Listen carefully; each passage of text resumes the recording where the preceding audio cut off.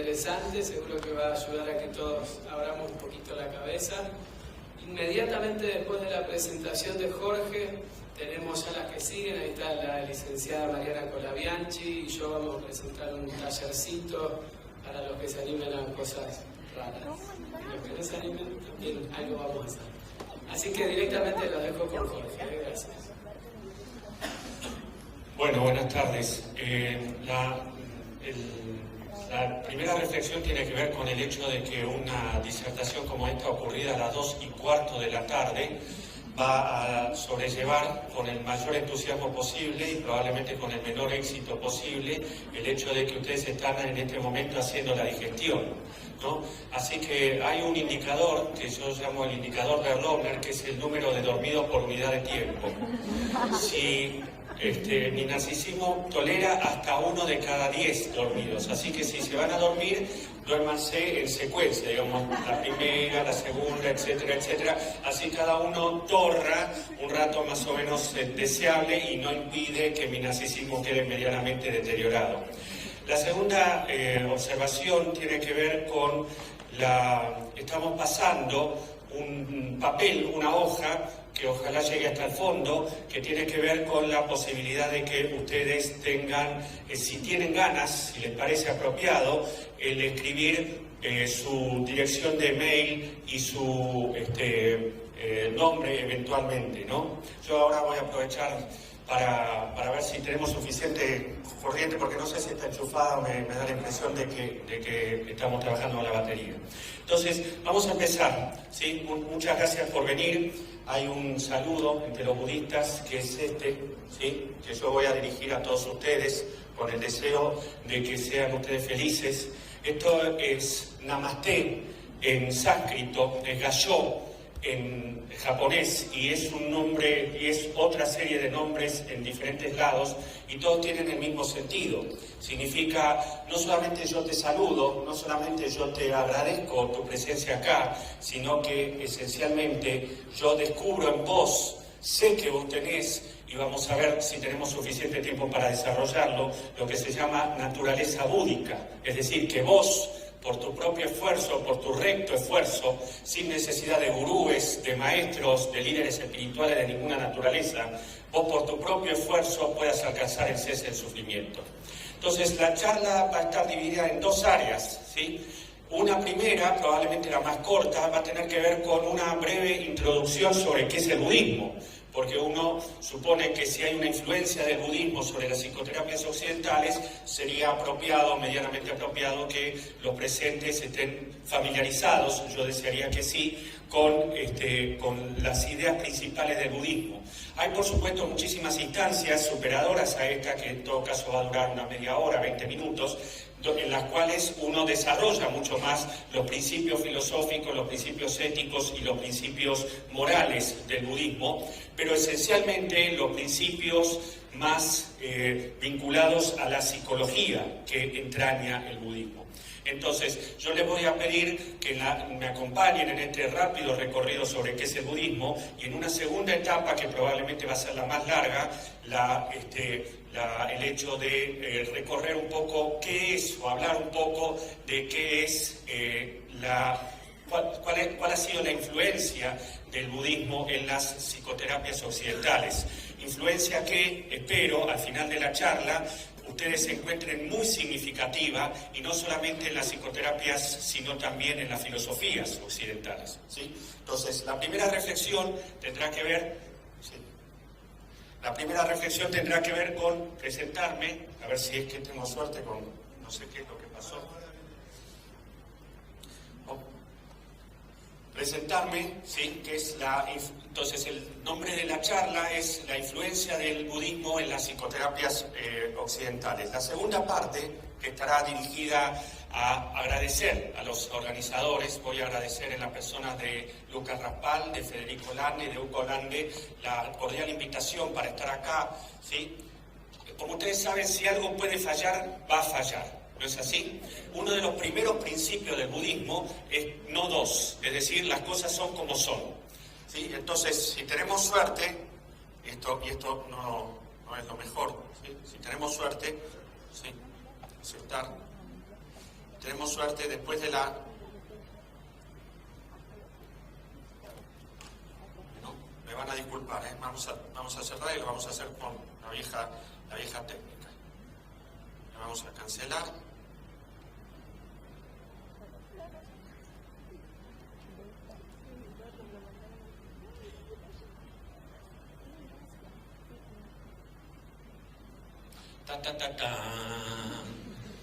Esta es la parte en donde ustedes se preguntan, ¿ocurrirá algo grave, por ejemplo? ¿Morirá el expositor en esta instancia tan seria? No, todavía no va a morir el expositor. El expositor ha visto cosas peores que el hecho que una presentación quede en esta situación. Entonces, ahora sí, el título, como estaba dicho, ¿sí? Este es mi nombre, Jorge Rohner, este es el mail donde eventualmente yo voy a apreciar muchísimo su interés de alguna pregunta que quede remanente, salud, y también hay un sitio web que los invitamos a visitar que se llama www.psicoterapiazen.com.ar. El emprendimiento de Psicoterapia Zen, como se ha dicho a lo largo de la charla, es un emprendimiento relativamente nuevo, tiene 5 años y ha traído la enseñanza de la psicoterapia basada en el budismo a la ciudad de Rosario en al menos 2 ocasiones, cosa a la que agradecemos infinitamente a Anima Salud por su confianza depositada. Entonces, muchas gracias por la invitación, ¿sí? Este es el título de la charla y vamos a hacer 3-4 peticiones, ¿no? Lo primero es que no queremos que usted se haga budista, es decir, no pretendemos que usted al final de esta charla se haga budista. La segunda cosa es que le rogamos que tenga la cabeza muy abierta, es decir, que usted escuche esto sencillamente como un cuento, como una narración, no más que eso, ¿sí? La tercera es que no se apegue a las palabras. Vivimos en un mundo de palabras, vivimos en un mundo en que cada palabra tiene a su vez un gran número de significados, significantes, la cadena de significantes, etcétera, etcétera. Cuando yo les hable, en general solamente voy a hablar en términos coloquiales, ¿sí? Así que no se apegue a las palabras. La cuarta es interactúe con los conceptos como un niño y finalmente la última es disfrute. Si usted no disfruta, la verdad es que el haber venido acá fue una pérdida de tiempo. No le puedo prometer la devolución del dinero porque no manejo el dinero, pero sí una gentil solicitud de disculpas, ¿sí? Vamos a hacer muchas dedicatorias a esta charla y las muchas dedicatorias van a tener que ver esencialmente con mi arbitrariedad congénita. La primera dedicatoria va a estar dirigida a mi madre, que murió en 2010. Se llamaba Sara. Y ahí ustedes saben que dentro de la enseñanza budista hay digamos, el corazón, el centro de la enseñanza budista es lo que se llaman sutras. Los sutras o suttas, como usted lo pueda ver en Pali o en sánscrito, no olvide que el Buda hablaba en un dialecto semejante al sánscrito, que era como la gran lengua de la India de esa época, y lo sigue siendo en muchísimas zonas también. Él hablaba en un dialecto que se asemeja bastante al sánscrito, que es el Pali. En ese sentido, entonces, vamos a repasar varios sutras, es decir, varios discursos, varias disertaciones del Buda, con la idea que, como usted verá a lo largo de la charla de hoy, ¿sí? No hay ninguna intención de que usted esté de acuerdo con lo que decía el Buda, sino esencialmente con que usted escuche qué es lo que el budismo tiene para contarle, ¿sí? El primer sutra que vamos a mencionar es un sutra que es maravilloso, que es el sutra de la profunda bondad de los padres y la dificultad en retribuirla. Una de las cosas bellas que tiene el budismo, que como diría Borges está incrustado de mitología, es que una de las convicciones que existe dentro del budismo, o por lo menos creencias, es que tus viejos eligen que vos vengas a esta tierra y que vos tendrías que agradecer por siempre el hecho de haber nacido humano, ¿sí? Y no haber nacido en cualquiera de los otros 6 reinos o en los otros 5 reinos del samsara. Vos podías haber nacido vegetal o animal, etc. Entonces, hay un sutra en el que el Buda dice, agradecerle mucho a tus viejos el haberte traído acá. Ahora, recíprocamente en el budismo se dice que los hijos eligen los padres en donde quieren nacer. De forma que se trata de un ida y vuelta. Si vos te volvés budista, entonces ahora te podrás seguramente entender mejor, ¿sí? O te podrás fumar mejor a tus viejos, etcétera, etcétera, ¿no? En el Sutra de la Profunda Bondad, porque vos, si sos budista, creerás que en alguna forma vos elegiste, ¿sí?, venir a esta tierra, venir en estos padres y con estos padres. En el Sutra de la Profunda Bondad le pregunta a alguien, al Buda, él dijo al honrado por el mundo, ¿cómo puede alguien recompensar la bondad y la virtud de una madre? Existen 10 tipos de bondades brindadas por la madre a su hijo. La primera es la bondad de proveer la protección y cuidado al bebé en su vientre. La segunda es la bondad de soportar el sufrimiento durante el parto. La tercera es la bondad de olvidar el dolor, ¿sí?, luego del nacimiento de la criatura, ¿sí?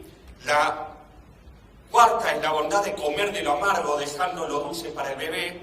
La quinta es la bondad de mover a la criatura a un lugar seco, durmiendo ella en lo mojado, ¿sí? Todas cosas que hacen nuestras madres, ¿sí?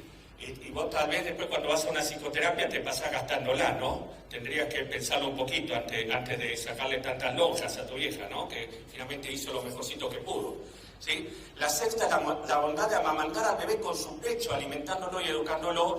La séptima es la bondad de lavar lo limpio, de lavar y limpiar lo sucio. La octava es la bondad de pensar siempre en su hijo cuando esté lejos.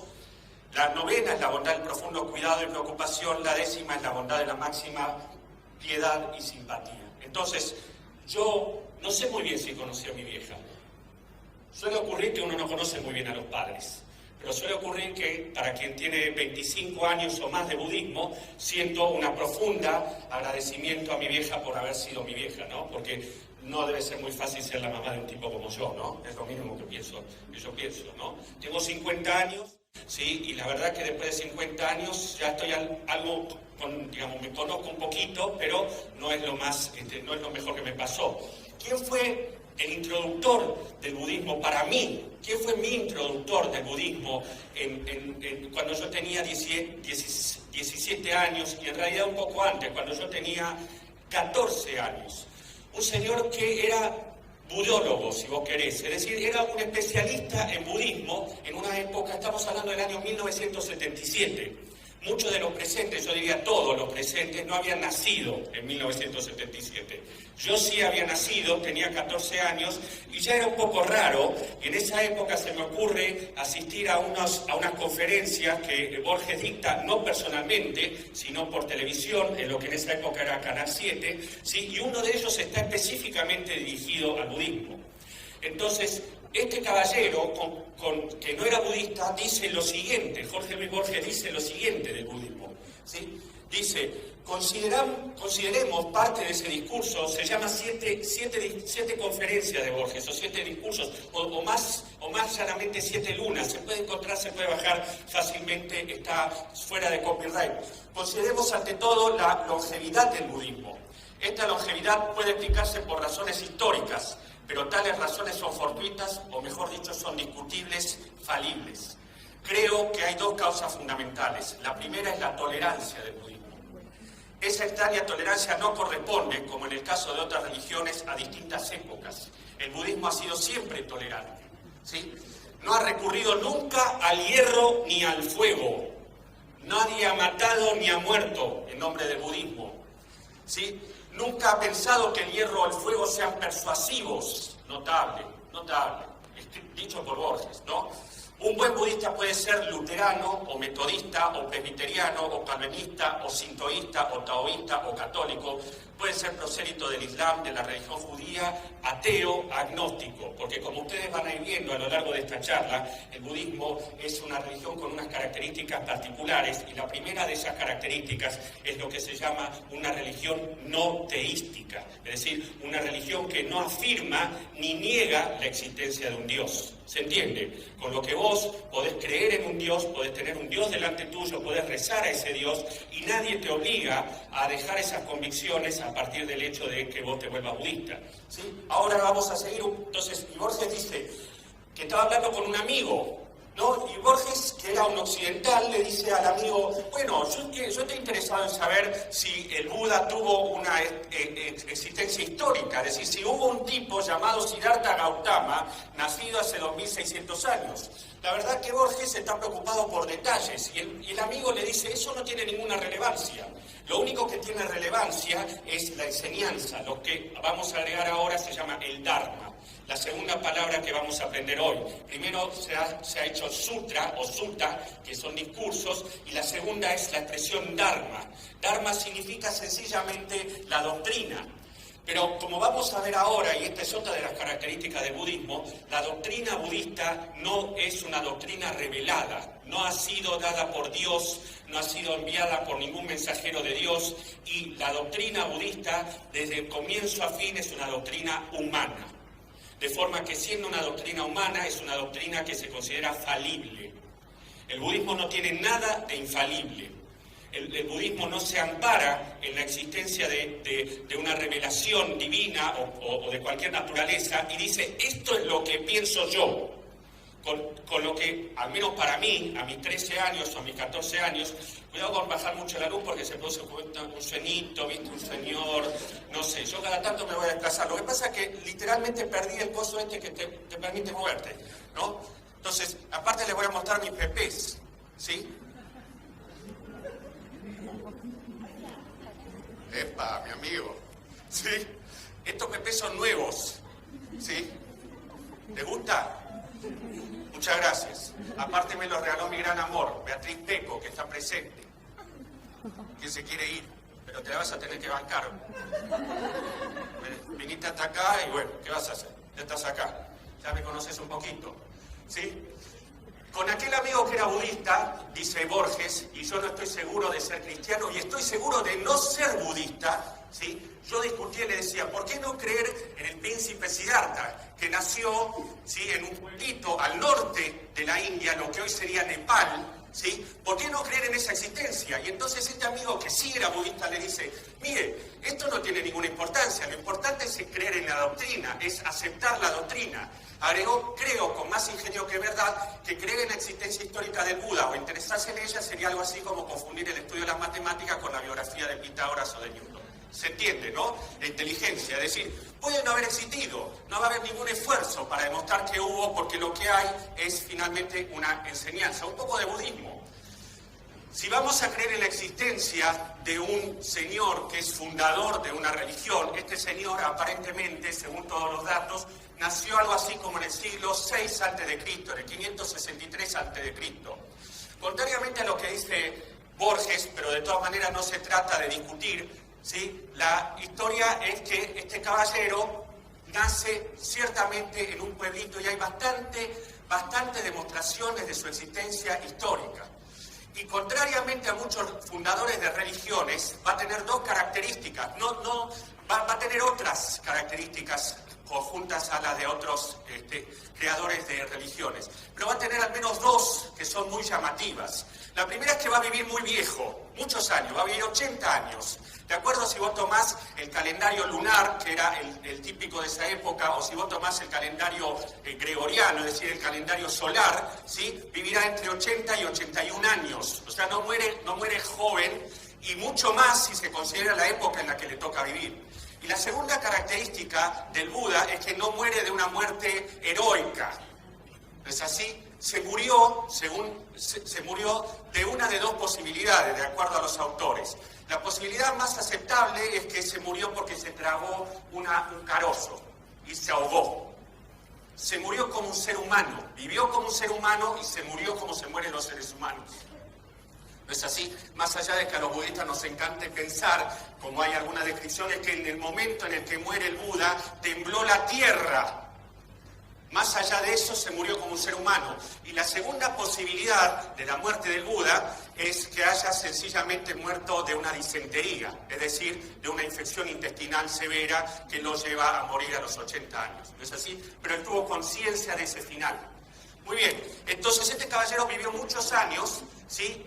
No, les voy a ahorrar la historia de cómo es que desarrolla sus ideas, etcétera, etcétera. Está muy bien escrito, hay algunos libros muy lindos que uno puede leer. Pero como sea, se desarrolla en los siguientes 2600 años con punto de partida en el norte. Yo voy a practicar, si ustedes me permiten, este es el puntero láser, ¿sí? Me salió bien, ¿no? ¿Me salió bien? Ok, gracias. La segunda es que cuando me anda el puntero láser, corrientemente me creo la gran Obi-Wan Kenobi, ¿no es así? Entonces se me da por pelear con alguien, pero nadie tiene un puntero láser con el cual yo pueda, viste, etc. Muy bien. Como sea, en los primeros de los 2600 años que lleva el budismo de vida, llega a Occidente recién hace 180 años, expandiéndose primero, por supuesto, si nace al norte de la India, al subcontinente hindú, luego irá hacia la China, desde la amplísima China. No se olviden que eran caminando, era transmisión oral, era gente que iba conociendo gente, solamente la India, llegar hasta lo que hoy es Sri Lanka, Ceilán, lleva aproximadamente 1000 años, se expande a China y llega a Japón recién en el siglo XII, habiendo partido del siglo VI a.C., o sea, le toma más o menos unos 18 siglos, 18 centurias en llegar a Japón. Y sea desde los colonizadores o las personas que estuvieron, los ingleses, los franceses, etcétera, o los mismos japoneses, va a llegar a Occidente en 1830, en 1840. O sea, el budismo es una religión muy joven en Occidente, ¿sí? Y ha sido aceptada dentro del Parlamento de las grandes religiones, ¿sí? Recién en 1891. Muy bien. ¿Cuáles son algunas características del budismo? Ya algunas las hemos mencionado. Por empezar, es no teística. Esto tiene que ser bien claro. No afirma ni niega la existencia de un Dios. No afirma y no niega la existencia de un Dios. En todo caso, como se trata de un método para esta vida, no para la próxima vida, para la otra, el punto es, no voy a discutir sobre esto en cuanto a la existencia de un Dios tal vez no haga ninguna diferencia a la hora en la que yo me vaya a sentir mejor. La segunda es que se trata de una religión no revelada, es decir, no se trata de una religión como la que estamos corrientemente nosotros acostumbrados a pensar. Yo me sigo floreando, así que en cualquier momento me pueden gritar majo, no te mueras nunca, guapo y todas esas cosas, ¿no? En fin, morirme me voy a morir, por más que ustedes me lo deseen lo contrario. Y la tercera es lo que se llama una religión dármica. ¿Qué es una religión dármica? Al norte de la India, en donde nace el budismo, nacen muchísimas otras religiones que tienen en común una doctrina, ¿sí? De la cual la más importante de ellas es el hinduismo, que es unos 900 años anterior al budismo. Y el budismo nace como una heterodoxia del hinduismo. ¿Se entiende? Si en el hinduismo hay un panteón inmenso de dioses, Vishnu, Krishna, Shiva, etcétera, etcétera, esta heterodoxia significa, la verdad, yo no sé si existen tus dioses o no, yo voy a hablar de otra cosa, ¿se entiende? Así que es 900 años posterior.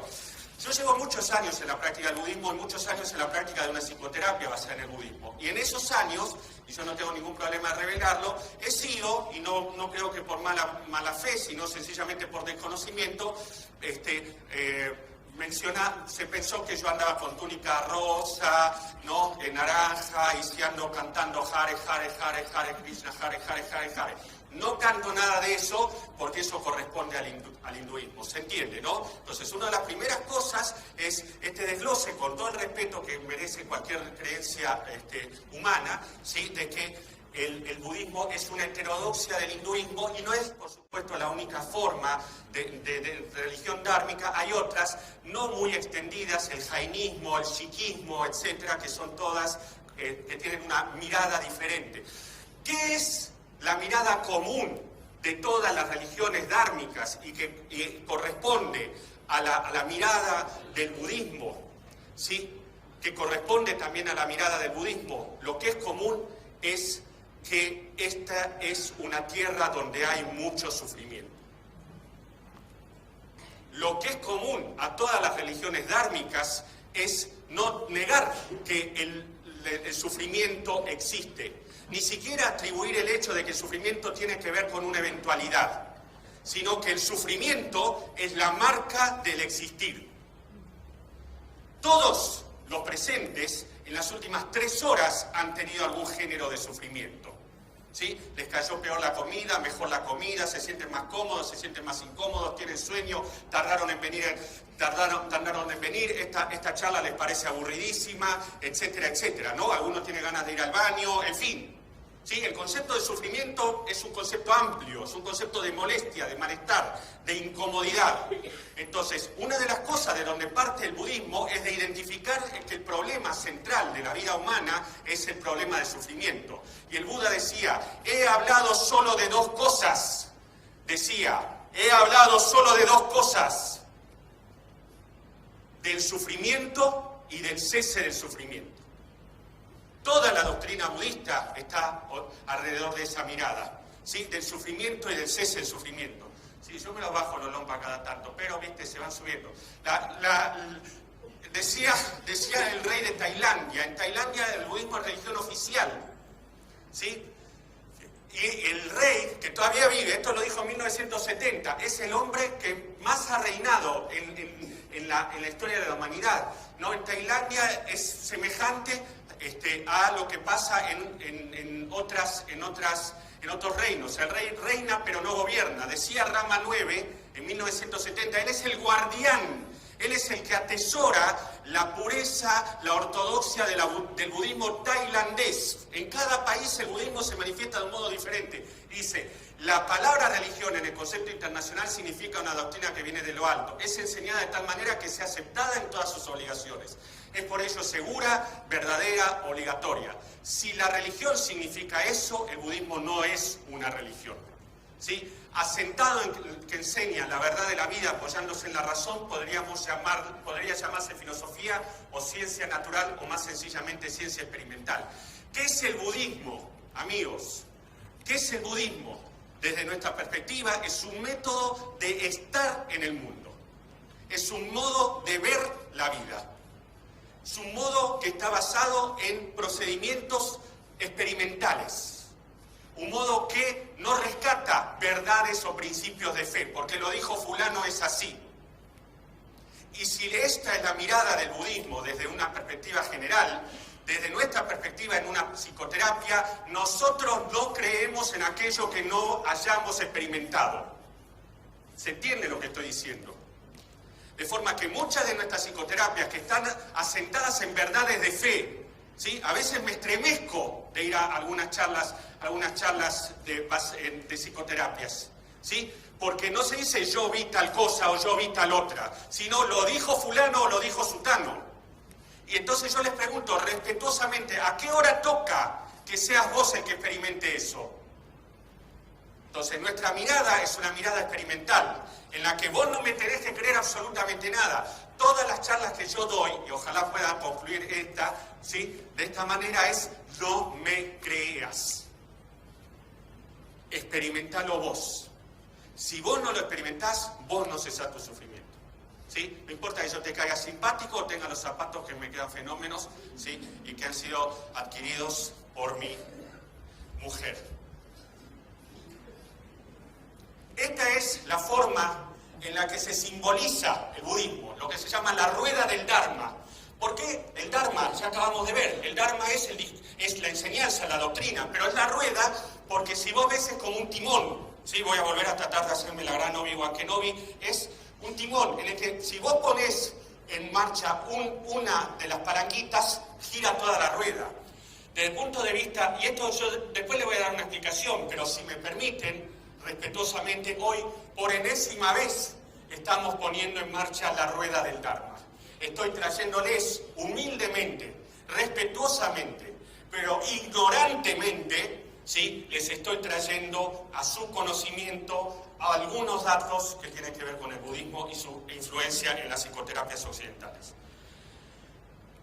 ¿Cuáles son las bases del budismo? Esto tiene que ver con la prédica del Buda a sus 35 años. ¿Sí? No importa cómo llega hasta ahí, una serie de pasos. Y esto tiene, bueno, la presencia estelar del Buda. ¿Sí? Mirá vos, estoy como poseso, es como que me entra una energía, no sé. Bueno, muy bien. Dice lo que se llama las 4 nobles verdades. Y a los budistas nos gustan un montón de cosas, vamos a decir. ¿Sí? Nos gustan las cosas que le gustan a todos los seres humanos. Pero una de las cosas que nos gusta es ponerle números a todo. ¿Sí? Entonces ustedes van a ver las 4 nobles verdades, el óctuple sendero, las 3 joyas y todo eso. Esto tiene menos que ver con el asunto de este amor por los números que podemos experimentar en los budistas, sino porque la transmisión durante los primeros 1000 años fue oral. Y entonces vos repetías la transmisión y entonces decir las 4 nobles verdades y tenías que obligarte a recordar cuáles son las 4 nobles verdades. Entonces la primera noble verdad es dura de aceptar para nuestra mente condicionada. La primera noble verdad es dura de aceptar para lo que nosotros querríamos creer. La primera noble verdad es lo que se llama la verdad del sufrimiento y dice: todo es sufrimiento, imperfección, impermanencia, vacuidad, insubstancialidad y conflicto. ¿Sí? Todo es dukkha. A ver, si ustedes la quieren ver reflejada de otra manera, siempre nos falta 5 para el peso. Pero siempre. Yo atiendo todos los días, ¿no?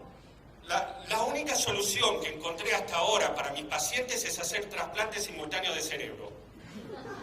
Porque ninguno está en el cuerpo adecuado. Ninguno tiene la edad adecuada, ninguno está en el género adecuado, ¿sí? Ninguno tuvo los padres adecuados, ninguno tiene los hijos adecuados, etcétera, etcétera. Siempre te faltan 5 para el peso. ¿Se entiende el concepto de dukkha? ¿No es así? No es solo el sufrimiento puro y duro, no es el sufrimiento agonizante, es la insatisfacción constante que tenemos, ¿no es así? La segunda es la causa. ¿Cuál es la causa? Es un método médico. Primero es el diagnóstico, ¿no es así? Lo segundo es la etiopatogenia, la etiología de la enfermedad del sufrimiento. Dice, la causa del sufrimiento es el apego, la ignorancia, el deseo, la codicia. No vamos a entrar mucho en esto, pero parte de nuestro trabajo es justamente mostrarle a nuestros pacientes que son su codicia cotidiana, su mente codiciosa, ¿sí?, la causa de su sufrimiento. La tercera, ¿sí?, que tiene que ver con el pronóstico médico, ¿no? La tercera es posible el cese del sufrimiento. Y la cuarta, el óctuple sendero permite el cese del sufrimiento, es decir, el tratamiento. ¿Se entiende lo que estoy diciendo, no? Ahora, vos dirás, ¿necesito tener fe en esto? No, no necesitas tener fe, solamente fíjate que es posible. Hay quien dice que es posible salir de la incomodidad, del malestar, de la codicia, del apego, etcétera, etcétera, etcétera. Hay quien dice, ¿sí?, y que no se necesitan métodos extrahumanos, ni cosas por el estilo, ¿sí? Yo voy a limitarme a mencionar estas 4 nobles verdades y mencionar los tipos de sufrimiento. ¿Se acuerdan que yo hablé de dukkha? ¿No? Hay 3 tipos de sufrimiento. El primero es el sufrimiento del sufrimiento. Es el sufrimiento, ¿sí?, por no tener. Por ejemplo, sufro por no tener salud. O sufro por no tener belleza. O ahora que se viene el verano, sufro por no tener el cuerpo sin tales marcas o tales otras. ¿No es así? Sufro por el carecer. Ahora, el budismo identifica otro sufrimiento, que es el sufrimiento de tener. ¿Sí? Yo antes sufría porque no tenía coche, ahora sufro porque tengo coche, porque me lo van a rayar, me lo van a afanar, sí, le pongo cositas rojas para ahuyentar la mala onda, etcétera, ¿no? Y me encierran y no me encierran. ¿Vos ves el mecanismo? Y la tercera, que es tan importante, es el origen del sufrimiento condicionado a la ignorancia, ¿sí? La verdad que ahora sí me siento recontra bien. Sí, hasta hace un minuto me sentía muy bien, pero ahora tengo 2 amigos sentados en el fondo a los que mando saludos entusiastas desde acá. ¡Salud la barra! Grande Jorgito, eso me gustó. Muy bien. ¿Cuál es la primera cosa? ¿Cuál es el sufrimiento de la ignorancia? ¿A qué se llama ignorancia desde la perspectiva budista? Ignorancia tiene que ver con algo tan básico como la identificación de nosotros con nuestra mente. Y esto es central desde la perspectiva budista. Estamos identificados con nuestra mente. Creemos que nuestra mente somos nosotros. ¿Sí? Cuando yo digo esto, cuando el budismo se refiere a esto, la primera cosa que en Occidente al menos nos pasa es pensar, bueno, ¿cómo es que no somos nuestra mente? Entonces el budismo apela a diferentes recursos para mostrarte que hay ocasiones en donde vos estás, pero no está tu mente. Y a mí hay una de esas cosas que me gusta mencionar, que es ¿en qué pensás cuando tenés un orgasmo? No te pido que lo contestes, ¿eh?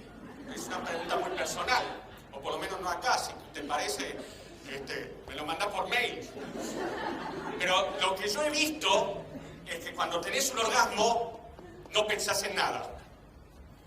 ¿En qué pensás mientras dormís?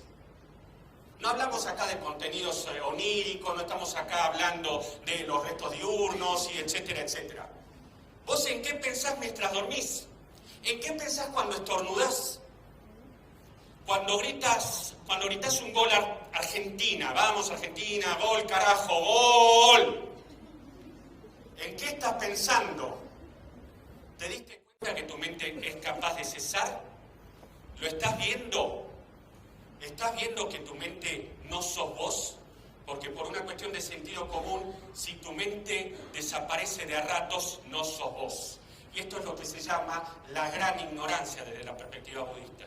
El hecho de identificarnos con nuestra mente.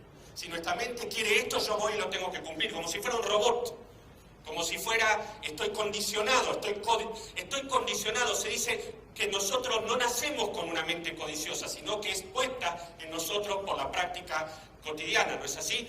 Teoría del pensamiento y otra serie de cosas. Cuando vos nacés, ¿sí? A vos no te preocupa que la batita sea rosa o sea celeste. ¿Ustedes conocen a algún bebé preocupado con que la batita coincida o no con su sexo? Ahora resulta que ese chabón o esa nena, ¿sí? 2 años después o 3 años después va a decir, ah no, este de nena, este de varón. ¿Vos ves el condicionamiento al que sos sometido diariamente? Entonces, ese condicionamiento es el condicionamiento de tu mente. Y la gran responsable de tu sufrimiento es tu mente, y en la medida en que vos te sigas identificando con tu mente, no hay cese del sufrimiento. Entonces les habla, el caballero ha descubierto estas 4 nobles verdades, y una de las, entonces les va a hacer el primer discurso, ¿sí? Que es el discurso de la puesta en movimiento de la rueda de la doctrina.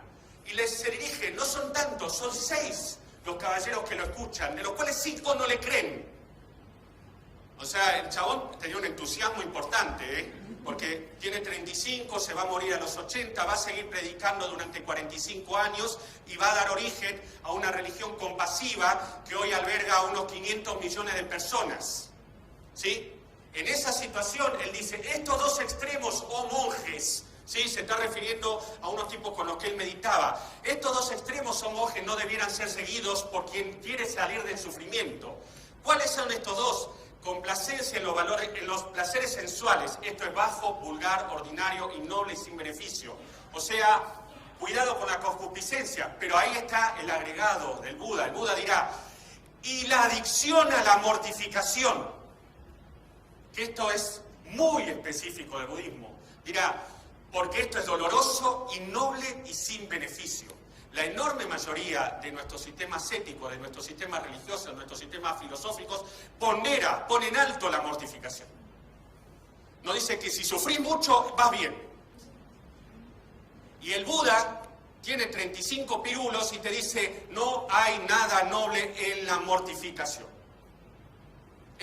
Y esto es lo que se llamará a partir de ahí el sendero del medio, el camino del medio, tratar de no llegar a ninguno de los 2 extremos. ¿Sí? No siguiendo estos 2 extremos, el Tágata, es decir, aquel que ha entrado en la talidad, bueno, es largo de explicar, ha penetrado el camino en medio que genera la visión, que genera el conocimiento, que conduce a la paz, que conduce a la sabiduría, que conduce a la iluminación y que conduce al nirvana. Y vamos a sacarnos un poquito todo este prejuicio del nirvana, muchachos.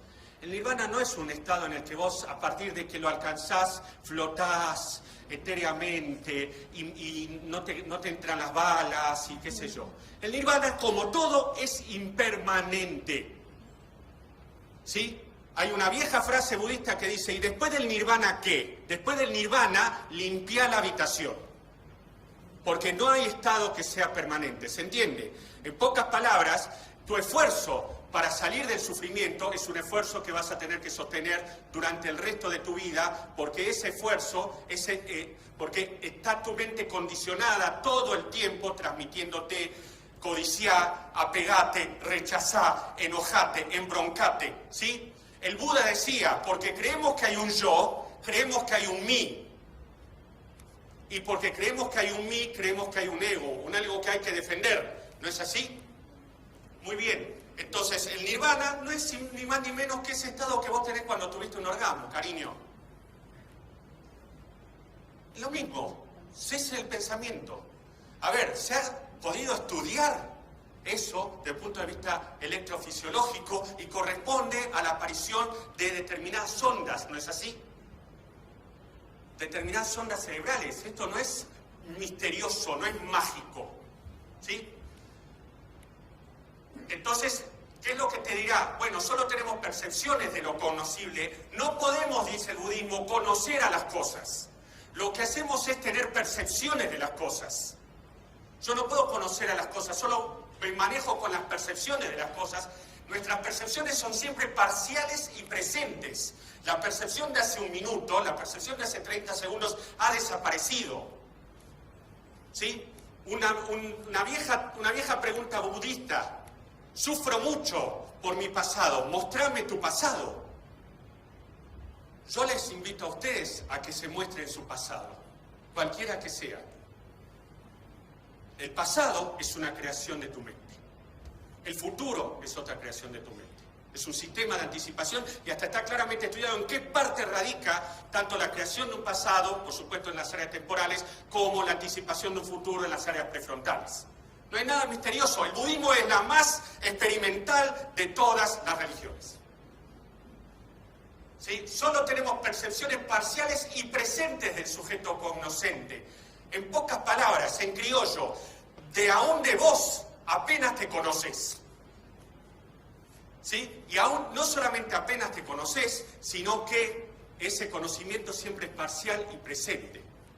Contrariamente a primero pienso y luego me entristezco, ustedes estarán familiarizados que cada vez más es evidente que primero me entristezco y luego me doy cuenta. ¿Sí? O sea, yo devengo, yo cambio, yo muto, ¿sí? Y yo atestiguo mis cambios del mismo modo curioso como atestiguo los cambios de los demás. No sé si estoy siendo suficientemente claro. Así que desde la perspectiva budista, conócete a ti mismo es una frase que no tiene ningún sentido. Desde la perspectiva budista es conoce lo que sos ahora. Dentro de un segundo sos otra cosa. No hay un sí mismo que haya que conocer. ¿Se entiende esto, no? Por favor, no les estoy pidiendo que estén de acuerdo con el budismo. Solamente estoy mostrando que no es posible cuánticamente conocerse. Porque el observador modifica al observado. Entonces vos no podés conocer aquello que vos estás modificando en el propio acto de conocer. Por eso la física cuántica está tan enamorada del budismo. Sí, no hablo del chamullo de la física cuántica, todo es cuántico. Estoy hablando de la explicación, ¿no? Las explicaciones, ¿sí? El óctuple sendero incluye la recta visión, el recto pensamiento, la recta palabra, la recta acción, el recto modo de subsistencia, el recto esfuerzo, la recta atención y la recta concentración, sobre la que no me voy a extender, salvo para decirles que esencialmente, si ustedes analizan qué significa el óctuple sendero, significa estar siempre aquí y ahora. Y ahí están haciendo chistes sobre el recto esfuerzo y sí, es fácil. Se ve venir, ¿no es así? Se ríen, ya se los imaginaron. A ver, ¿qué es el óctuple sendero? Estate aquí todo el santo día. Si estás en el pasado, no estás aquí. Si estás en el futuro, no estás aquí. No podés ser otra persona de la que sos, ¿sí? No podés estar en otro lado de donde estás.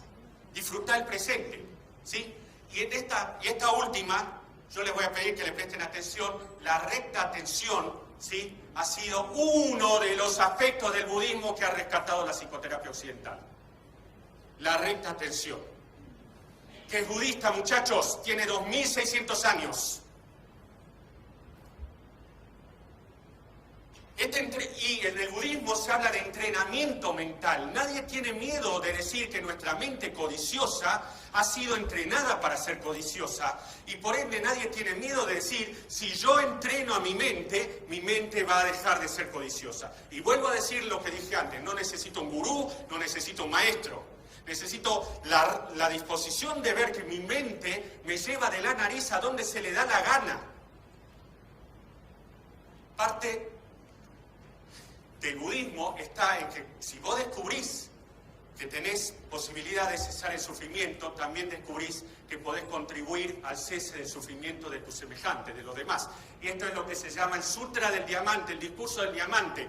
¿Por qué del diamante? Porque dice que esta es otra exageración típica del budismo, ¿no? Ustedes entenderán. Ustedes no son budistas, yo espero que esto los aproxime un poquito al budismo. Yo soy budista, esta es una cuestión personal, y dice que este sutra corta como el diamante, es muy manifiesto, es muy evidente, por eso se llama Sutra del Diamante. Dice, a todos los seres sintientes, ya sea que nazcan de huevo, matriz o humedad o transformación, ya sea que tengan o no forma, que tengan o no pensamiento, yo los llevaré al nirvana, los salvaré a todos ellos y ninguno será dejado atrás. Entonces, parte del compromiso budista es, si yo vi que es posible cesar mi sufrimiento, yo podría, si quiero, contribuir al cese del sufrimiento del otro. Los rotos del budismo. En una famosa parábola, esto lo dice Stephen Batchelor, lo dice en 1997. Batchelor es un inglés que es budista, ¿sí? Pero ateo. Ustedes van a encontrar otros budistas que no son ateos. Batchelor dice, en una famosa parábola, Buda imagina un grupo de ciegos a los que se invita a identificar un elefante. Uno toma la cola y dice que es una cuerda. Otro toca una pata y dice que es una columna. Otro palpa un costado y dice que es un muro. Otro agarra la trompa y dice que es un tubo. Dependiendo de qué parte del budismo captes, podrías identificarlo como un sistema ético, una filosofía, una psicoterapia contemplativa o una religión. Y sobre lo que nos vamos a ir refiriendo va a ser lo que tiene que ver con el aspecto psicológico, psicoterapéutico del budismo. Para el budismo, la división religión y psicología es muy difícil, porque finalmente, ¿qué es lo que hace el budismo? El budismo intenta interpretar los fenómenos mentales, sobre todo los fenómenos conscientes, los fenómenos que operan en nuestra conciencia, ¿sí? Y parte de esos fenómenos son los fenómenos religiosos.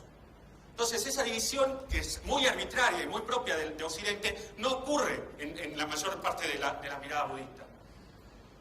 Y esta es una linda, hermosa imagen, una hermosa gráfica de la parábola de Batchelor.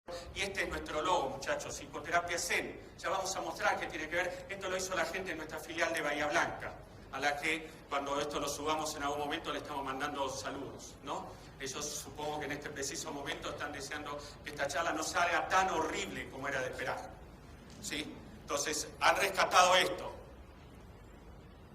¿Cuáles son los principios básicos del budismo? La naturaleza interdependiente de la realidad, no hacer daño a los demás, la compasión, el buen corazón, la impermanencia, el vacío. Yo voy a mencionar algunos, no todos, sería muy largo, ¿sí? El cese, la angustia, la desesperación, el sufrimiento y el dolor, la paz mental, la realización propia de la verdad última. ¿Va saliendo bien esto, Inés? ¿Sí? ¿Está bien? ¿Va saliendo bien? Bueno. Me encanta ponerlos en aprietos. ¿No? En cualquier momento le pregunto al doctor Morra si está medianamente interesado en el tema o no, ¿no? ¿Sí? ¿Sí? ¿Va? Muy bien. Yo ahora voy a aparecer de frente en cámara y te digo, a vos, Carolina Cecilia, a vos, Martín Guillermo, a vos, Federico Ariel, te quiero, los quiero. A los tres, mis hijos. La compasión, concepto central del budismo, ¿sí? Concepto central del budismo. ¿Qué es la compasión? Yo sé que vos sufrís porque yo sufro. Yo no te hago la gauchada de entender tu sufrimiento. Yo sé que vos sufrís porque yo también sufro. Tal vez sufro de cosas diferentes, pero dukkha, ¿sí? El malestar, la molestia, la incomodidad es para todos. Y esto lo distingue claramente de la lástima. La lástima es una actitud de personas que se creen superiores. Vos sentís lástima cuando considerás que vos no estás sujeto al sufrimiento. Levanten la mano los que van a morir. No la bajen todavía, yo les pedí que la bajen. No, ahora sí. Levanten la mano los que van a enfermar. Ahora sí, bájela. Levanten la mano los que van a envejecer. Los que van a envejecer. Levanten la mano los que van a ver que algo que se propusieron no va a salir. Estamos en el mismo barco. ¿Cómo vas a sentir lástima? ¿Cómo vas a dejar que alguien sienta lástima por vos? Imposible. Esto no tiene lógica para la perspectiva budista, ¿sí? Se dice en el budismo que la lástima hiede, que la lástima tiene mal olor. Otro concepto del budismo, no existe, otras ideas del budismo, no existe el concepto de pecado, castigo, redención, pago por mis culpas, etc. Más de algún travieso se ha vuelto budista gracias a eso, ¿no es así? Muchachos, ustedes sabrán, ¿no? Si después en tropel se hacen budistas, ¿qué necesitas para ser budista? Bueno, decir creo que en las 4 nobles verdades y voy a tratar de ser un buen tipo. ¿Sí? Les dije que está dando el discurso de la puesta en marcha de la rueda de la doctrina, ¿sí? Y de los 6 chabones que lo están escuchando, 5 no entienden nada. Y uno le dice, me gusta lo que vos decís, ¿qué hago para seguirte? Le dice, ¿sos un buen tipo? Sí. Bueno, listo, ya está, ya me está siguiendo.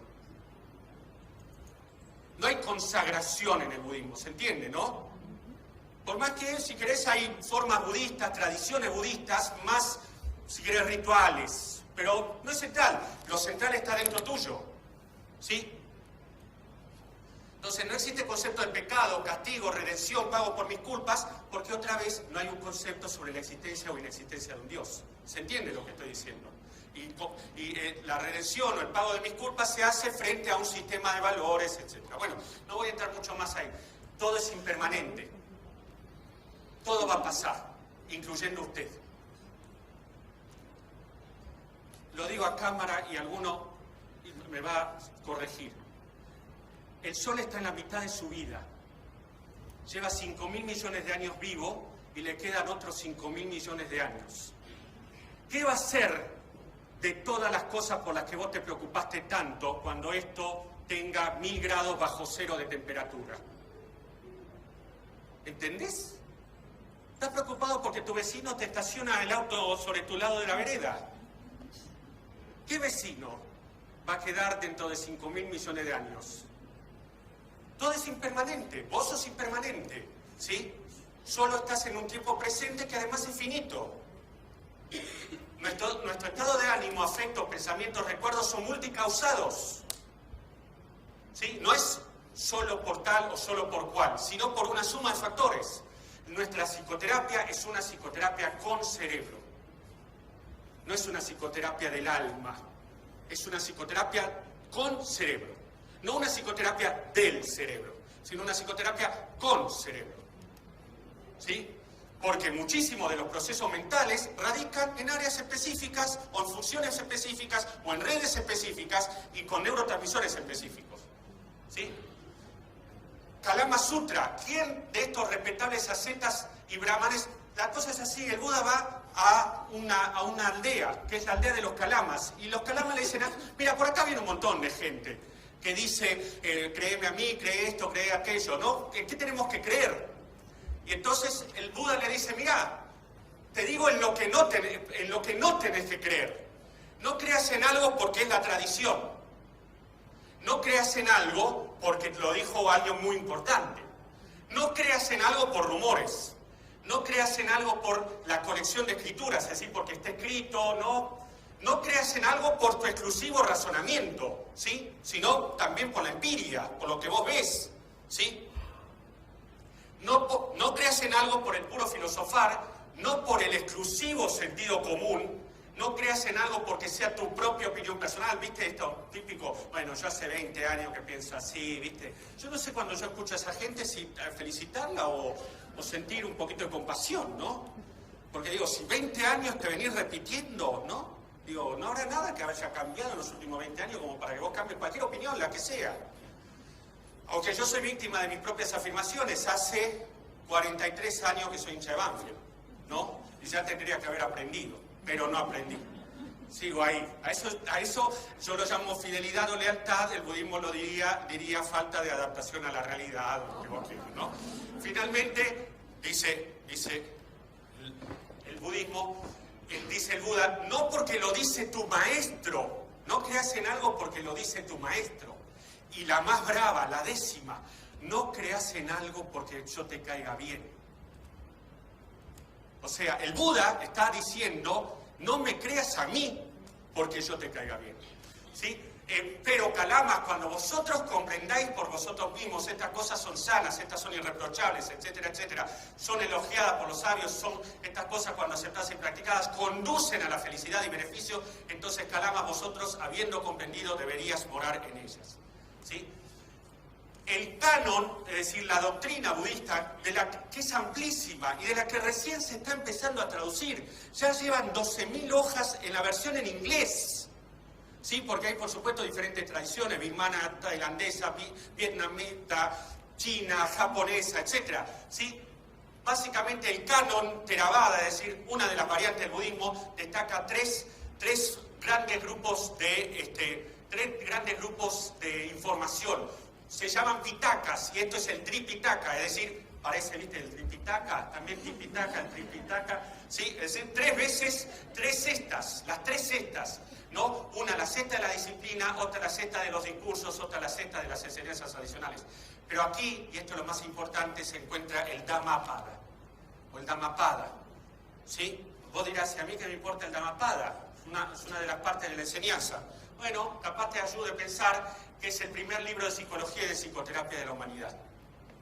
243 versos, 243 frases, 243 expresiones, 2.600 años de antigüedad.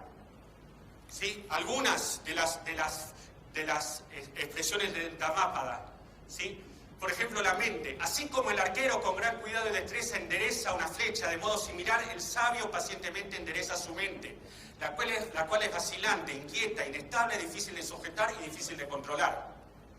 La mente es por naturaleza dispersa, vagabunda e incorpórea. Ella vive como si estuviese oculta en una cueva. Aquellos que logran vencerla se libran de los poderosos lazos de la ilusión.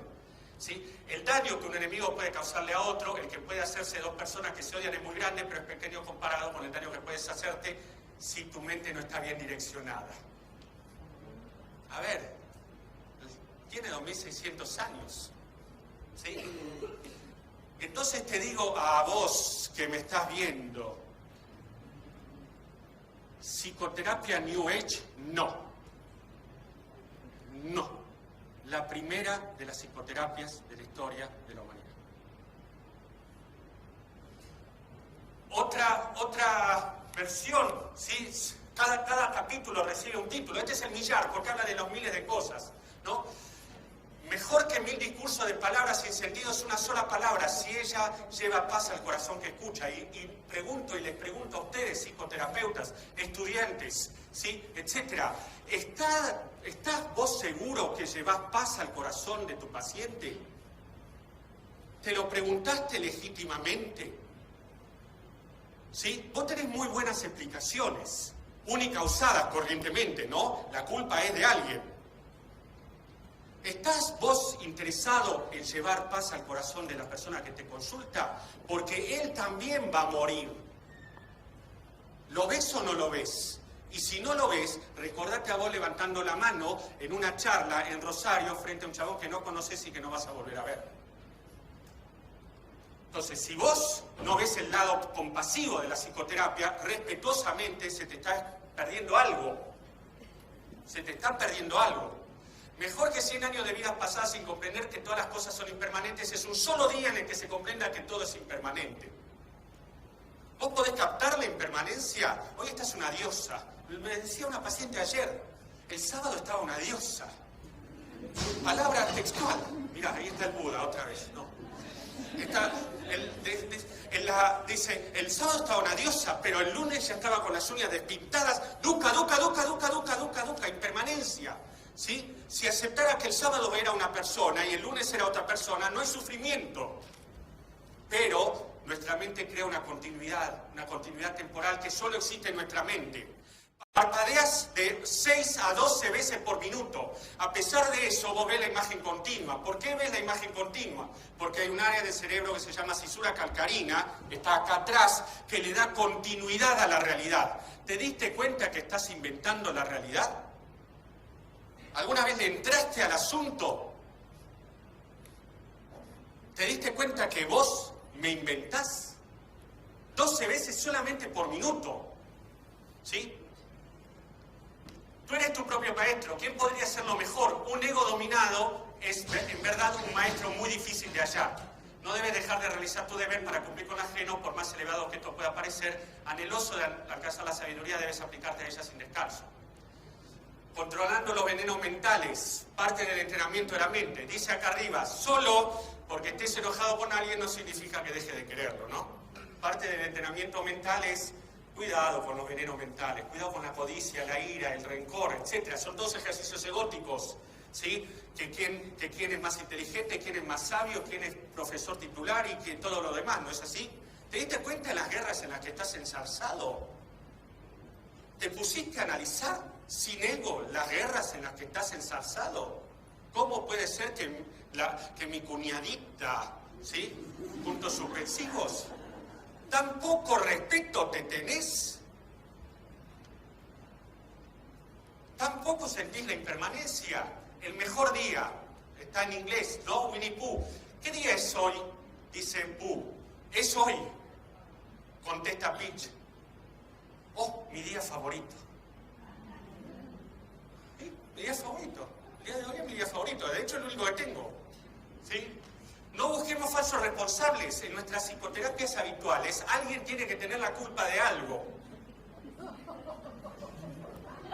¿Sí? Y entonces le dice a Antonia, el domingo hacemos 40 años de casados y voy a matar un pollo. ¿Y qué culpa tiene el pollo? Mata a tu primo, que fue el que nos presentó. ¿Sí? Estas caritas lo dicen todo, ¿no? Creo que ojalá no te llegues ahí, ¿eh? Bueno, muy bien. No juzgar a los demás, esto está en inglés, me van a disculpar. Cada uno al que encuentres está peleando una batalla de la que vos no sabés nada. Sea amable siempre. El Buda decía, el Dalai Lama dice, mi religión es la compasión, es la amabilidad, kindness. Creaciones mentales, ¿no? Hoy no tengo ni un minuto para ustedes, así que vayan a jugar afuera. ¿Sí? Vivimos inmersos, dice el budismo, vivimos inmersos en un sueño, que es el sueño que sueña nuestra mente. En este sueño tenemos batallas por librar, enemigos por vencer, enemigos que no nos venzan, futuros enormes, larguísimos, pasados victoriosos. ¿No es así? ¿Qué es la iluminación? ¿Qué es el despertar? El Buda era el despierto. ¿Qué es lo que lo hacía despierto? ¿Sí? Lo hizo despierto el hecho de darse cuenta que vivimos en lo que se llama Maya, es decir, el sueño que sueña nuestra mente, ¿no? Vos no tenés por qué estar de acuerdo, esto es solo la opinión del budismo, ¿no es así? Todo el día tu mente te dice qué hacer, qué no hacer, etcétera, etcétera, ¿sí? Vamos a repasar, vamos a ir rápido entonces con algunos de las personas que han entrado, se han acercado al budismo. Primero es Schopenhauer. Schopenhauer accede, primero escribe un librazo, que es El mundo como representación y voluntad. Y después lee al budismo y dice, qué lástima que escribí este libro, ya estaba todo dicho. Se dice de Schopenhauer que fue el primer budista, no es verdad, por supuesto, ¿sí? Fíjense algunas de las conclusiones de Schopenhauer. Él hablaba de contemplar desinteresadamente, solo ver, solo estar, ¿sí? Él hablaba de la práctica de la compasión, él hablaba de la autonegación del yo, es decir, asimilable a la pérdida de esa creación fantástica que es un yo permanente, eterno, etc. Y a una acérrima defensa de los derechos de los animales. En el budismo nada es obligatorio, muchachos. Una de las cosas que tampoco es obligatoria es el vegetarianismo. Se sugiere. porque se dice que tenemos que cesar el sufrimiento de todos los seres sintientes, y entre los seres sintientes se encuentran los animales. Schopenhauer se adelanta y dice: la compasión hacia los animales está tan estrechamente ligada a la bondad de carácter que se puede afirmar con seguridad que quien es cruel con los animales no puede ser una buena persona. Decía él, una compasión sin límites por todos los seres vivos es la prueba más firme y segura de buena conducta moral. Ni el mundo es una chapuza, es decir, ni el mundo es una joda, ¿sí? Ni para nuestro uso, ni los animales son un producto de fábrica para nuestra utilidad. Y el hombre no debe lástima a los animales, sino justicia, ¿sí? Comparen esa mirada, ¿sí? Comparen esa mirada con la mirada de: y yo te puse por encima de todos los animales. Sin crítica, En el budismo, primero, yo no te puse nada, no sabemos si me pusiste o no me pusiste. Pero en segundo lugar, ¿sí?, lo que es seguro es que todos los seres sintientes merecen respeto. Admirador de Schopenhauer era Nietzsche. ¿Sí? Y Nietzsche lee al budismo. Las primeras traducciones a idiomas europeos son de 1820 y tanto, un húngaro. Después, sí, al alemán, al inglés, al francés. El español llega un poco después, ¿sí? Con lo que no me quiero olvidar de muchas personas que han traducido directamente, ya no del sánscrito, y la traducción es del sánscrito al inglés, y muchos han traducido del inglés al castellano. Hay algunos autores, ¿sí?, que ya han podido traducir, Dragonetti, etcétera, han podido traducir directamente el sánscrito al castellano. Nietzsche decía: el budismo es una religión tardía para el acabamiento y el cansancio de las civilizaciones, una religión para hombres tardíos, para razas que se han vuelto bondadosas, mansas, espirituales. Y él citaba que no se pone fin a la enemistad con otra enemistad, sino con amistad, ¿no? Y él cita la sentencia del Dhammapada, que dice: no obréis el mal, obrad el bien, mantened pura vuestra mente, y aquí la enseñanza del Buda. ¿Sí? Nietzsche es uno de esos caballeros que goza de mala fama, ¿viste? Cuando vos querés decir un mal tipo, habla de Nietzsche. No lo leíste. Léelo. ¿Sí? Capaz aproxima este tipo de reflexiones. ¿Sí? El resentimiento constituye lo prohibido en sí para el enfermo, su mal, su desgracia, y él va a llamar al Buda un fisiólogo, es decir, una persona que entiende el funcionamiento de la mente humana y entiende cómo es que se llega al cese del sufrimiento. Entonces, esta señora es Caroline Rhys Davies, o Rhys Davies, Caroline Foley, ¿sí?, de Sussex, en Gran Bretaña. Ustedes me dicen: ¿y a mí qué? Y tenés razón, ¿a mí qué? ¿Sí? Rhys Davies es una dama que lee sánscrito y le gusta traducir los textos budistas. Esta señora escribió un libro que se llamó Psicología Budista en 1900, en la que traduce al budismo a su versión en inglés, para que te orientes en ese momento, ¿sí? Ya lo vamos a ver. Entonces, esto tiene y va a decir Caroline Rhys Davies: la filosofía budista es ética desde el inicio hasta el fin.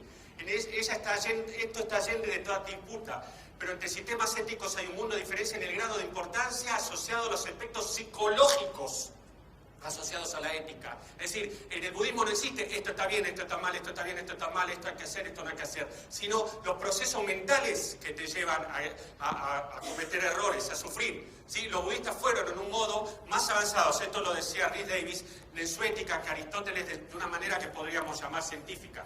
No deja de ser un honor, no deja de ser bello que el primer libro de psicología budista escrito en un idioma europeo sea de una dama, ¿sí? Y es de 1900, ¿sí? Rechazando la asunción de una psique, es decir, de un conglomerado cerrado, igual a sí mismo, etcétera, etcétera, Rhys Davies hablará de modificación de la conciencia, de cambios de la conciencia, ¿sí?, de flujos de la conciencia, ¿sí? Y entonces ellos estuvieron atraídos por resolver la conciencia del sujeto de la ética encontraron que era un complejo continuo, subjetivo y fenoménico. ¿Se entiende, no? Es decir, lo que vos llamás yo es una continuidad temporal, ¿sí? Es una continuidad de procesos de conciencia, de flujo de conciencia, ¿sí? Mientras Rhys Davis escribía el primer libro sobre psicología budista en Occidente, Sigmund Freud tenía 45 años y recién había publicado su primera gran obra, que era La interpretación de los sueños. Erich Fromm tenía meses de vida, ¿sí? Carl Jung era un joven médico de 25 años, Fritz Perls andaba en triciclo en su Nueva York natal, y las gametas que darían origen a Jacques Lacan, Abraham Maslow, Carl Rogers, Aaron Beck, Albert Ellis, Jacques Alain Miller, Viktor Frankl, Joseph Wolf, y la suya de usted aún no se habían encontrado. No sé si la vas captando. ¿Vas viendo que estamos charlando como amigos sobre la primera psicoterapia de la historia de la humanidad? ¿Vas viendo?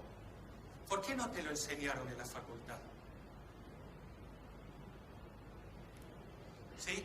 Las gametas y, bueno, William James, ¿sí?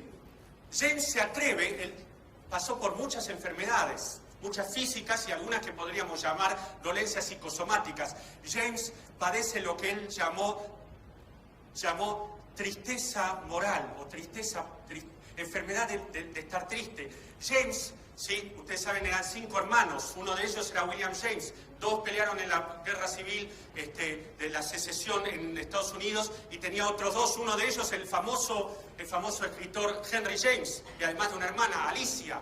James se acerca al budismo y anticipa en 1902, en 25 años, todos los psicólogos sabrán lo que es la psicología budista. Tarda un poquito más, ¿sí? Pero no lo dice en la casa de él, lo dice en un lugar del que él era director, que era un instituto específico para avances de la psicología y de la psicoterapia en Harvard. No sé si te queda claro, ¿sí? No lo dice en mi casa, ¿sí?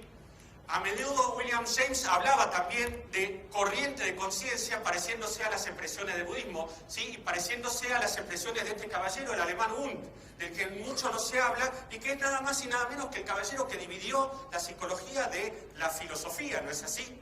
Él también hablaba de campos de conciencia o conciencia que va mutando. Este caballero, Georg Grodek, ¿sí? El padre de la psicosomática, se atreve a una cosa que para el budismo es manifiesto desde hace 2500 años, que la división cuerpo-mente es una división arbitraria. Que no hay un cuerpo sin una mente, no hay una mente sin un cuerpo. Así de fácil. Y que forma parte del dichoso dualismo cartesiano del que nosotros hemos padecido durante muchísimo tiempo, ¿no? Otto Rank, ¿sí? Bueno, no era muy agraciado, vamos a decir la verdad, pero de su vida sentimental casi no sé, salvo el hecho de que se atrevió junto con Sándor Ferenczi a rebelarse contra Freud. Lo que, vos sabés cómo terminaba Freud las discusiones, ¿no? Le daba salida, ¿no? Bueno, Rank escribe, es el primero que se fija en el Buda, diciendo, él escribe sobre la historia de los creadores de religiones, y uno de los que le presta atención es al Buda, ¿sí? Un psicoanalista que vivió relativamente pocos años. Alan Watts. Alan Watts era un especialista en Oriente, sobre todo taoísta. Dice, el Buda fue el primer psicólogo de la historia, el primer gran psicoterapeuta, porque se dio cuenta que la persona tiene como prioridad salir del dolor. Pues teme al dolor. A ver, no les pido a ustedes que estén de acuerdo con Watts. Solamente les pido que ustedes observen si es que no nos pasamos la vida finalmente tratando de salir del dolor. Si vemos profundamente en el modo de vivir del budismo, no lo hallamos una filosofía ni una religión como se entiende en Occidente. La hallamos más parecida a una psicoterapia, ¿sí? Y el título de esta obra, ¿sí?, de 1961 es Psicoterapia del Este y del Oeste. ¿Sí? Qué loco, ¿eh? ¿Sabías esto? Te habían dicho que no existía o que... Terapia alternativa no, La primera psicoterapia en la historia de la humanidad, con una lógica empírica, No, este es un lindo chistecito. La dama es invitada por el caballero y el caballero le dice, este es mi perro, este es mi gato y este es mi ego. ¿Sí? Poder reemplazar ego por auto, ¿no? Billetera, etcétera, ¿sí? Este es mi ego. O por el tremendo domazo que tengo, no sé, lo que quiera. Las palabras, dice Mumon, que era un monje budista chino del siglo VI de nuestra era, las palabras no pueden expresar las cosas. El habla no comunica el espíritu. Influido por palabras uno se pierde, obstaculizado por frases uno se desconcierta. La palabra luna no es la luna. La única forma de que vos veas la luna es que vos estés presente. ¿Se entiende? La palabra amor no es amor. La única forma, ¿sí? Si no, agarrá y escribí todo lo que quieras, ¿sí? ¿Qué es el amor para vos? Y vas a hablar y hablar. Hablaremos del amor por un hijo, por ejemplo. Vamos a ver si te alcanza un blog de 50 páginas. Probablemente escribas. A pesar de, y en nuestra consideración, en la humilde consideración de nuestra psicoterapia, ¿sí? Nos pasamos hablando de palabras. Las palabras son un vago reflejo de la realidad. Un lejano reflejo de la realidad, ¿sí? Ahora, nuestras psicoterapias, la enorme mayoría de nuestras psicoterapias son análisis de palabras. O sea, análisis de fotos viejas. ¿Vas captando? Digo, esto no, entonces las palabras no expresan las cosas, ¿sí? Solo lejanamente. Nos comunicamos a través de palabras, también a través de gestos, etc. ¿Sí? Vamos a dejar a Li Jin. Este caballero es extraordinariamente influyente. Se llama Daisetsu Teitaro Suzuki. Este caballero tiene varias consideraciones. ¿Se aburren hasta ahí? Suzuki tiene varias características. Primero, habla japonés, como era de esperar, ¿no es así? Pero además habla y lee en chino, lo que es una buena noticia. Además habla y lee en sánscrito, lo que es una buena noticia. Y como si fuera poco, está casado con una norteamericana, con lo que a la fuerza tiene que aprender a hablar en inglés.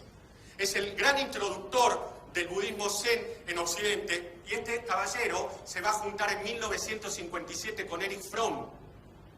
Y va a dar en Cuernavaca origen a la primera conversación entre el psicoanálisis, entre un psicoanalista y el budismo, ¿no? Y Fromm, que meditaba todos los días 1 hora, ¿sí?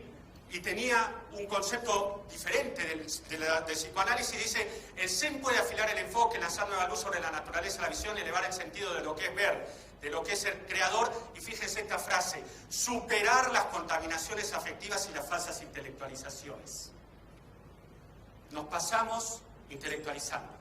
Y te dice, las palabras no son las cosas.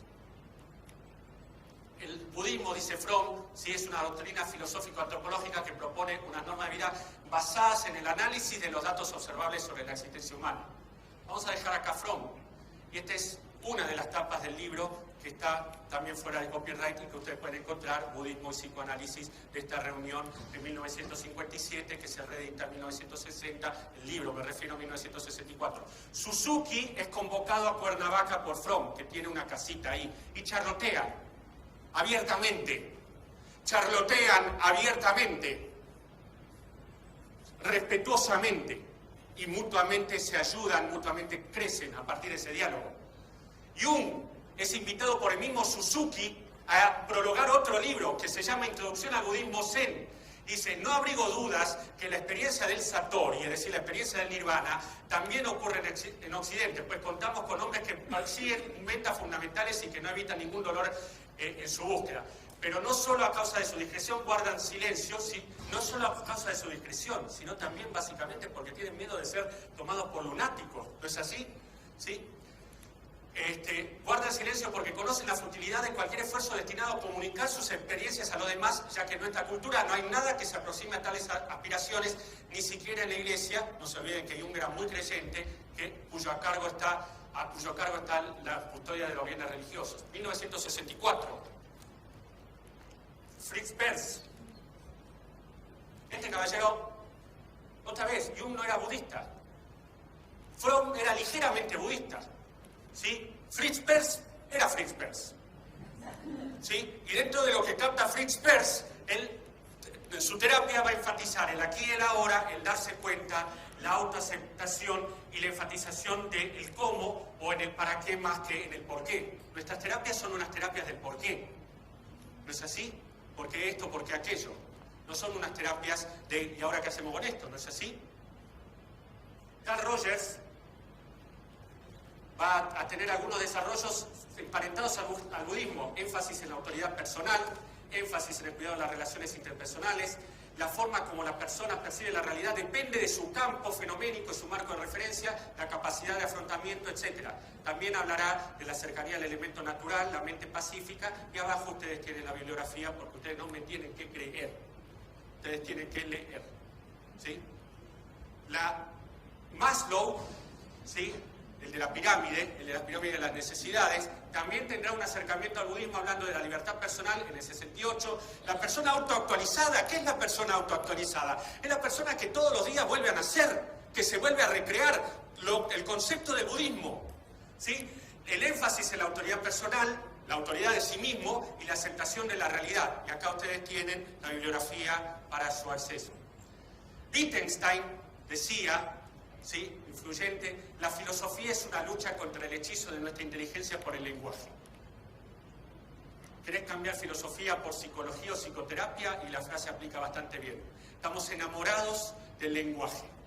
¿Qué me quisiste decir si me dijiste esto? Y entonces, bueno, pero quítame de acá esta paja. No somos capaces de ir a la guerra por palabras, por pequeñas palabras, ¿sí? En 1974, este caballero, que sí es budista, dice, el budismo vendrá a Occidente como una psicología. Y otra vez, Harvard se convierte en el lugar de resonancia para él. ¿Sí? De su vida personal, de todo podríamos hablar un rato largo. Podríamos hablar de Winnicott, podríamos hablar de Confield, ¿sí? Podríamos hablar de Erik Erikson. Todas las personas que han interactuado con el budismo, lo dejamos para otro día. ¿Sí? Albert Ellis, muchos de los principios incorporados en la teoría de la psicoterapia emotivo-racional no son nuevos. Algunos, de hecho, fueron originalmente establecidos varios miles de años atrás, y especialmente por filósofos griegos y romanos estoicos, tales como Epicteto y Marco Aurelio, y por algunos de los antiguos pensadores budistas. Lo dice en el 91. Honor a Ellis. Honor a Ellis, que se atreve a reconocer la influencia que ha tenido sus lecturas en su propia psicoterapia, porque desdichadamente no va a ocurrir en todos los autores. ¿Sí? Quizás el principal objetivo de la terapia racional emotiva es la aceptación, la toma de riesgo, la alegría de ser y la experiencia sensorial, etc. 1991. ¿Sí? Jacques Lacan. Chao, ¿no? Esta no te la esperabas. ¿Y ahora qué hacemos? ¿Ahora nos vamos a casa? ¿Y ahora qué hacemos? Porque esta charla venía muy cognitivista, ¿no? Venía muy, bueno, la mente. Lacan lee al budismo zen en 1961 y esto da origen al concepto de lo real. 61. Ninguno de ustedes había nacido. Sí, Lacan en el 61, en el seminario 10 lo podés encontrar, los tres registros, el simbólico, el real, ¿sí? Etcétera. Imaginario, bueno, lo real es el dominio, acá tenemos algunas descripciones, ¿sí? De Lacan, lo real carece completamente de fisura, es aquello que está fuera de la simbolización, fuera de nuestro lenguaje, etcétera. ¿Sí? El budismo lo dirá en un sutra. Discúlpeme si me paso un poquito de tiempo. Querría transmitirles algunas cosas que tienen que ver con el devenir de la psicoterapia. Este es un sutra, se llama el Sutra del Corazón. Oh Sariputra. Sariputra era el más aventajado de los discípulos del Buda. Oh Sariputra. Todas las cosas aquí se caracterizan por el vacío. No nacen, no se aniquilan, no se manchan, no aumentan, no declinan. No hay conocimiento ni ignorancia, ni extinción del conocimiento, ni extinción de la ignorancia. No hay vejez ni muerte, ni extinción de la vejez ni de la muerte. No hay sufrimiento, acumulación, aniquilación, sendero, logro o realización. O sea, lo que existe acá está más allá de lo que es simbolizable. Y eso lo capta Lacan en 1961. ¡Wow! ¡Pum! Se escuchó el golpe. Y esto es lo que el budismo lo va a llamar el tetralema. Tu pensamiento cesa cuando vos podés captar este modo de pensar en el budismo que es, te dice, algo es, esto es simultáneo, por favor.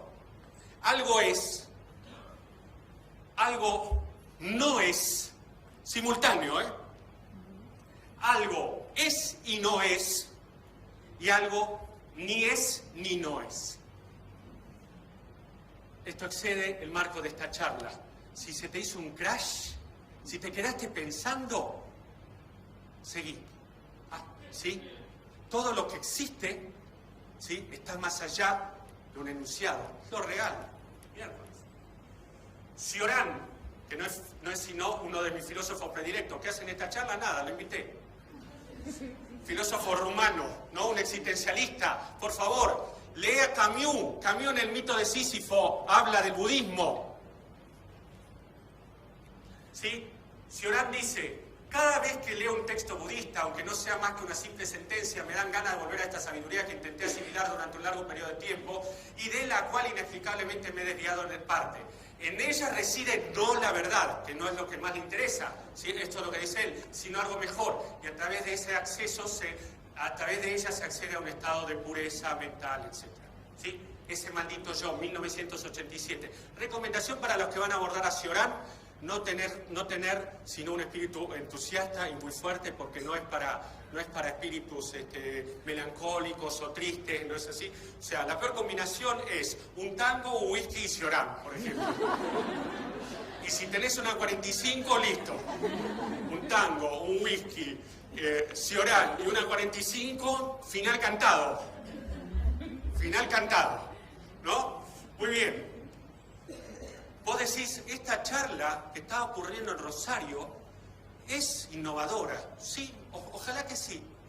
Pero resulta que ya en una revista, como es el Review de Teoría y Práctica del Current Psychology, es decir, no una revista menor, ya en 1990 hubo una revisión sobre la influencia del budismo en la psicología, en Occidente.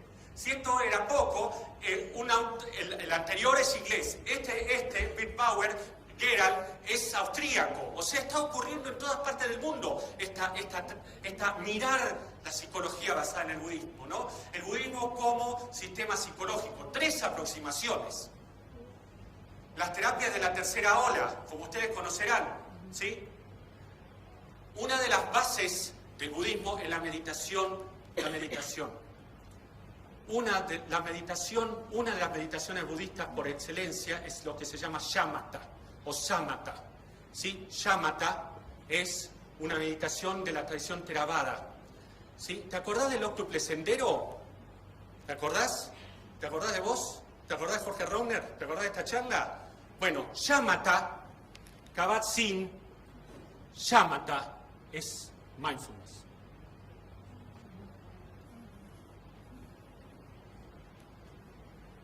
Va de vuelta. Mindfulness es recta atención, campeón.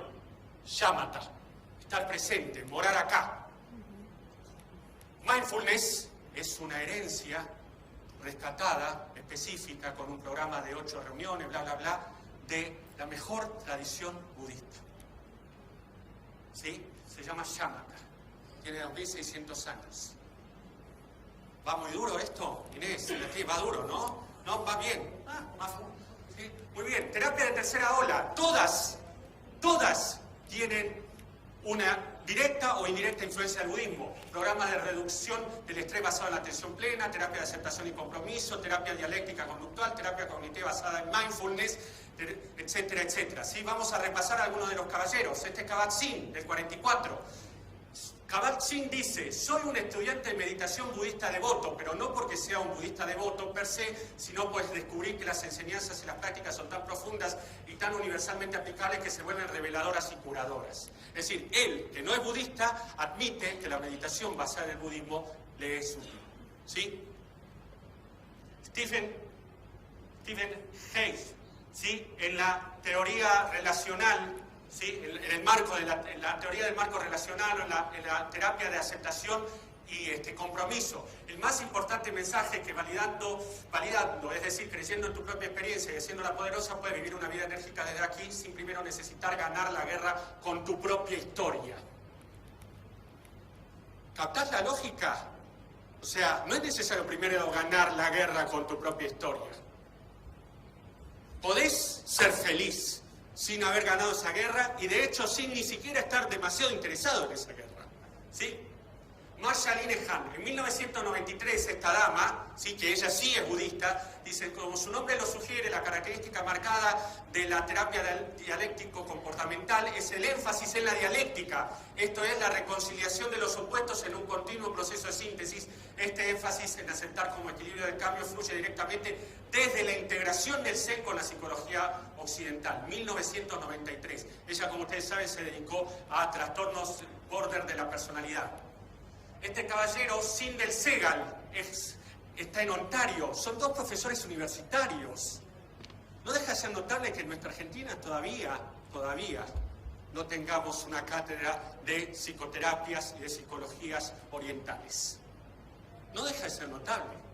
Por más que empujamos el carrito y lo hacemos con más fuerza, y venimos a Rosario, hemos ido a Santa Fe, hemos ido a Salta, vamos a ir a Bahía Blanca, etc. Pero, ¿qué pasa que en otros lados se enseña y acá todavía no se enseña? ¿Qué es lo que pasa? No, ya parezco Gasalla. ¿Qué es lo que pasa? ¿Sí? Lo enseña en Ontario y tiene una terapia basada en mindfulness para la depresión con altísimas tasas, no solamente de mejoría de la depresión, sino con altísimas tasas de prevención de la recaída depresiva. Nos vamos a saltear a este caballero, Daniel Goleman. Sí, Daniel Goleman, como ustedes saben, el autor de emociones negativas, destructivas, etc. La sola idea de que el budismo tiene algo que ver con la psicología, Goleman también profesor universitario, por favor. Fue en un tiempo para muchos de nosotros patentemente absurda, pero esta actitud reflejaba más nuestra propia ingenuidad de qué es lo que es o qué es lo que hace el budismo. El cambio provino del conocimiento de que el budismo, como muchas otras grandes tradiciones espirituales, encajaba sin fallas en la teoría de la mente y en los trabajos de la teoría de la mente. ¿Sí?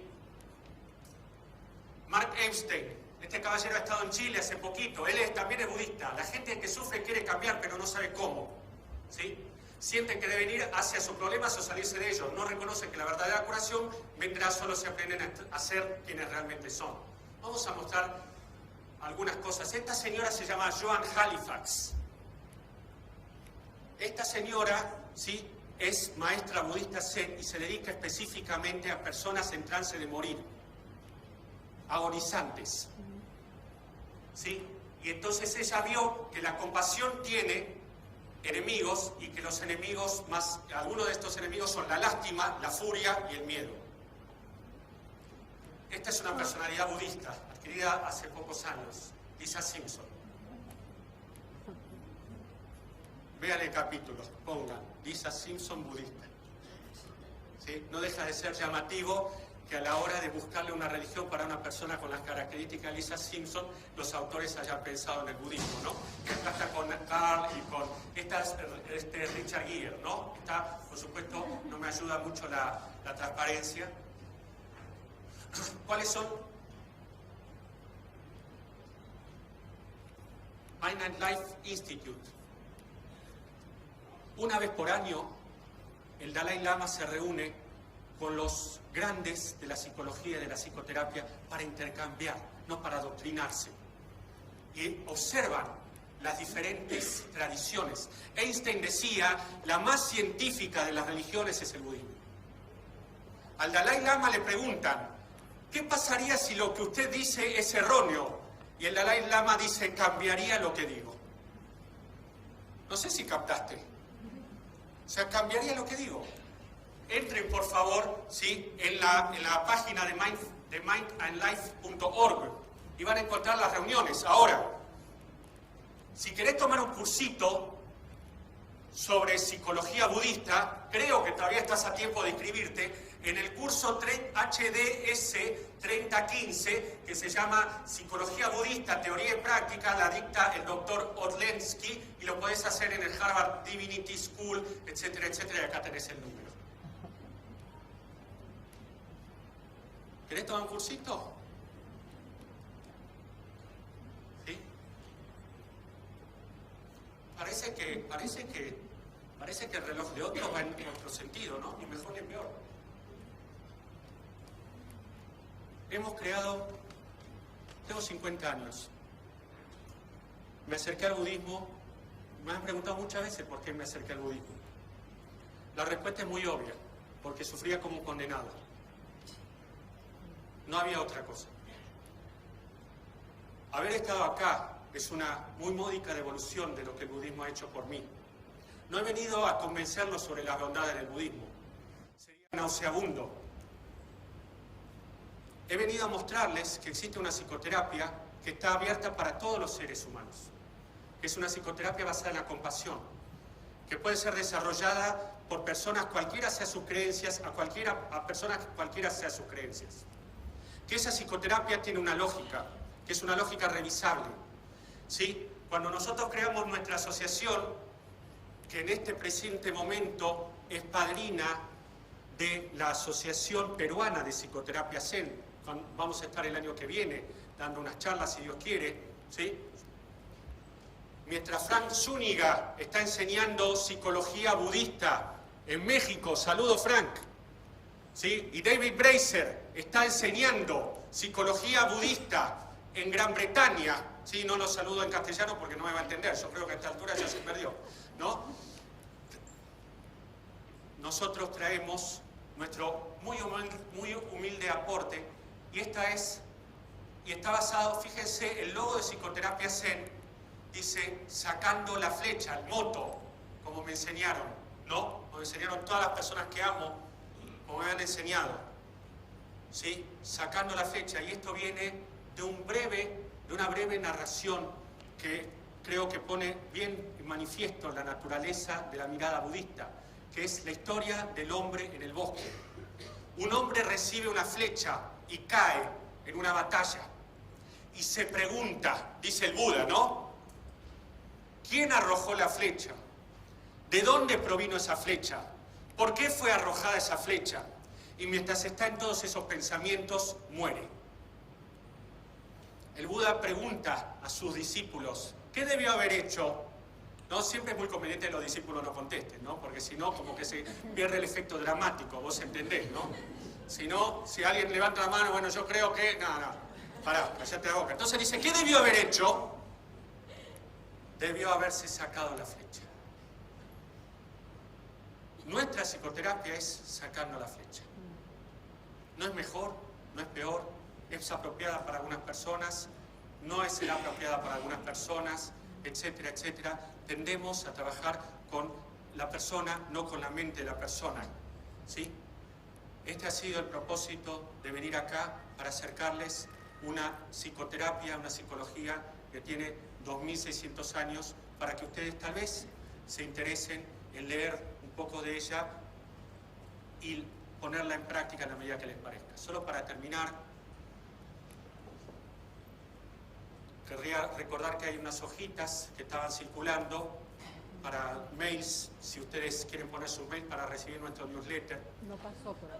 No pasó, bueno, probablemente entonces debiéramos generar otras hojitas, ¿sí? Hay tengo dos pedidos de disculpas para hacer en relación a esta charla. El primer pedido de disculpas está motivado por la enorme ignorancia y la enorme incapacidad del disertante, al que ustedes han tenido la amabilidad de escuchar bondadosa y compasivamente. La segunda cosa es, hemos tardado 2600 años en llegar a la Argentina, la psicoterapia basada en el budismo. Pero ya estamos, y nos quedamos. Y no nos vamos porque lo nuestro es contribuir a cese el sufrimiento de los demás. Muchas gracias.